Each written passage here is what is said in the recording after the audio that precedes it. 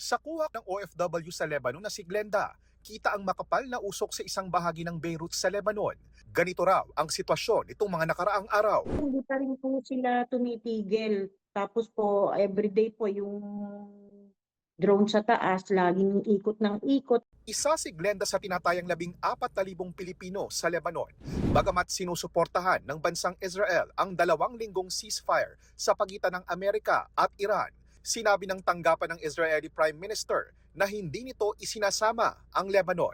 Nagsimula ang pag-atake ng Israel sa Lebanon nang paulanan sila ng rockets ng Hezbollah bilang pakikiisa sa Iran. May pangamba pa rin kami, nervyos, ganun, dahil siyempre hindi nga kasali dito. Kaya nananatili pa rin ang Alert Level 3 ng gobyerno ng Pilipinas para sa Lebanon at hinihikayat pa rin ang tinatayang 14,000 mga Pilipino doon na umuwi na at sumama sa mga repatriation.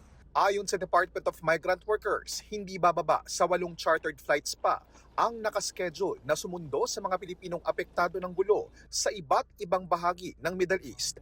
Pero bilyon-bilyong piso ang kailangan kung iuuwi ang lahat ng tinatayang 400,000 OFWs na direktang apektado ng gulo. So all told, it's around 7.3 billion, Mr. Chair, 5 billion for financial assistance, 1 billion for chartering and other commercial flights, and the rest would be costing with respect to food and transport and medical assistance. Paalala ni BMW Secretary Hans Kakdak sa mga Pilipino sa Middle East. Makinig at merong mga ilang inanunsyo na mga curfews, merong mga inanunsyo na advisories ang ilang host governments